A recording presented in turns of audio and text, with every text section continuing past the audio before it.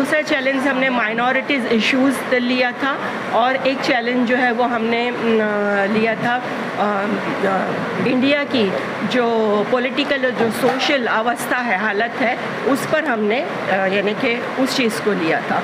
और ये जो हमारे स्पीकर्स थे, मैडम की दुआई थी, उसके बाद उल्का महाजन जी थी, हमने उनको बुलाया था, और श्यामा अय्यर जी है ना, ये हमारे 3 स्पीकर्स थे।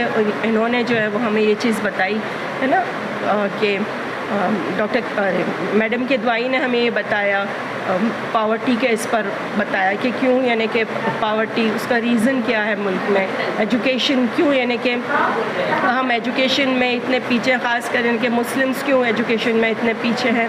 और उसके बाद श्यामा अय्यर जी ने जो है वो माइनॉरिटीज़ के ताल्लुक़ से बातें की हैं, और उल्का महाजन जी ने हमें जो है वो जो सोशो पॉलिटिकल हालत है हमारे देश की, उस पर जो है वो हमें गाइड की।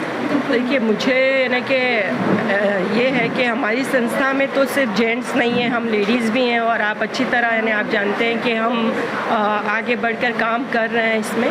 तो ये मुझे ऐसा लगता है कि जैसे लड़कियों को इस तरह के अपनी सुरक्षा के लिए है ना, उनको ऐसे क्या कहें मैं, ऐसे ट्रेनिंग वगैरह उनको होनी चाहिए है ना, उनको दी जानी चाहिए कि इन हालात में कभी ऐसे कुछ हालात आए तो हम किस तरह अपने आप का है ना बचाव कर सकें। मेरा नाम कुतुब किदवाई है, मैं एक सोशल एक्टिविस्ट और सोशोलॉजिस्ट हूँ, और निदा एक संस्था है जिसकी मैं प्रेसिडेंट डायरेक्टर हूँ। बेसिकली हम लोगों की ऑब्जेक्टिव इस प्रोग्राम की ये थी कि पॉवर्टी और एजुकेशन को लेकर, ख़ास करके मुस्लिम समाज के अंदर जो एक बहुत बड़ा चैलेंज है उसको हाईलाइट करना था। तो उसके 2 फैक्टर्स हैं, इंटरनल और एक्सटर्नल। एक्सटर्नल वो थे जो सच्चर कमेटी रिपोर्ट है उसको मैंने यहाँ पर हाईलाइट किया था, और उसके अंदर जो 15 points program doctor Manmohan Singh के टाइम पे अनाउंस हुए थे, तो उसका कोई implementation, zero implementation you can say. और उसमें एक मुझे लगा कि वो अगर एक भी इम्प्लीमेंट हो जाता तो बहुत कुछ उनकी आर्थिक स्थिति अल्पसंख्यकों की ठीक होती थी। और वो पॉइंट ये था कि जो मदरसा से बच्चे कंप्लीट करके निकलते हैं मौलाना या मुफ्ती बन के, तो उनको उनका वो डिग्री रिकग्नाइज्ड किया जाए, और वो बैंकिंग, आर्मी, पुलिस में उसको एक्सेप्ट किया जाए और भर्ती की जाए उसमें। तो वो शायद काफ़ी एक इजी डुएबल थिंग थी गवर्नमेंट के लिए, जो किया जा सकता था। लेकिन फ़िलहाल चैलेंज तो ये हो गया कि मदरसा पॉलिसीज़ काफ़ी चेंज करवा दी गई, और अब वक्फ बोर्ड के ऊपर वो एक बिल लाना चाह रहे हैं जिसमें, क्योंकि बहुत सारे मदारस और बहुत सारे एजुकेशनल इंस्टीट्यूशन वक्फ प्रॉपर्टी के अंदर ही बने हुए हैं मुस्लिम्स के, तो वो कहीं ना कहीं ये चैलेंज और बढ़ गया है।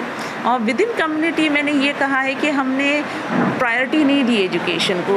लोग मतलब अनस्किल्ड लेबर बनना पसंद करते हैं या फ़ॉरेन अर्निंग करना पसंद करते, 13-14 साल के बच्चे को कमाने भेजते, एजुकेशन की तरफ नहीं भेजते। उसमें भी आधे से ज़्यादा आबादी जो बेटियों की है, लड़कियों की, उनको तो बिल्कुल ही एक्सेस नहीं देते एजुकेशन की। और प्राइमरी एलिमेंट्री स्कूल में हमारा ड्रॉप आउट रेट 71% है, और प्राइमरी स्कूल आते आते वो 51% हो जाता है। अभी 2019 से और 20 का देखेंगे तो 8% डिक्लाइन हुआ है स्कूल एडमिशन्स के अंदर। ये नेशनल डेटा है।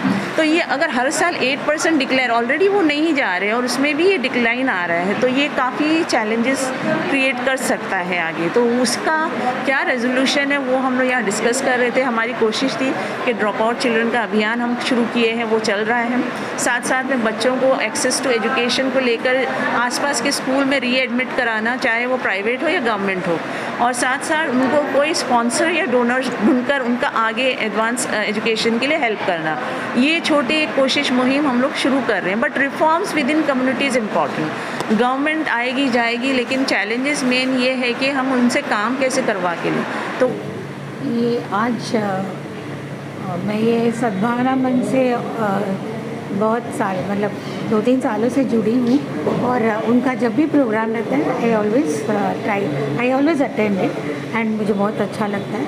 और आज का जो टॉपिक था कि contemporary India and the challenges ahead, it was addressed by the speakers very well.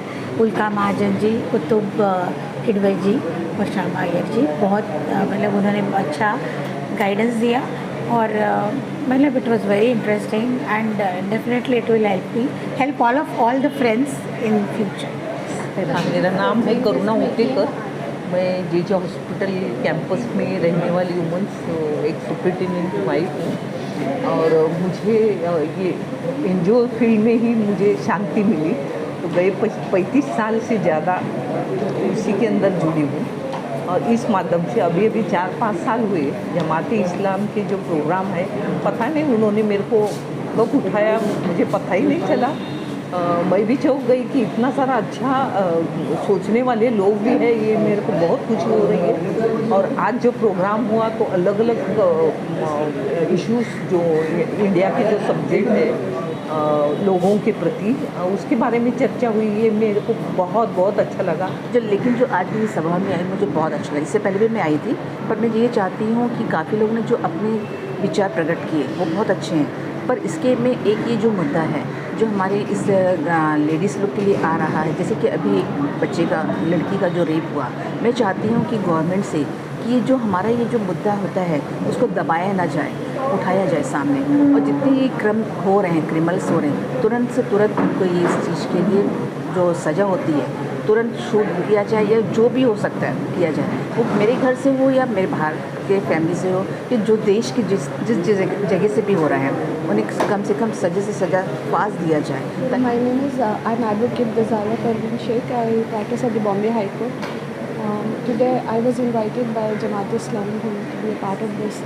I found it very interesting and it's actually a very good endeavor because dialogue between society members brings about a lot of ideas which are into the minds of the public, but more than that we should also make sure how to implement these policies on ground.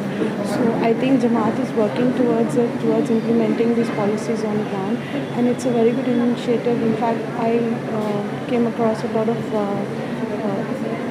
individuals who are actively into this work, and I think it's going to be a very good initiative because we are now at the threshold of a country which is developing and has new challenges and new age challenges which need to be confronted with or addressed with new age policies and ideas.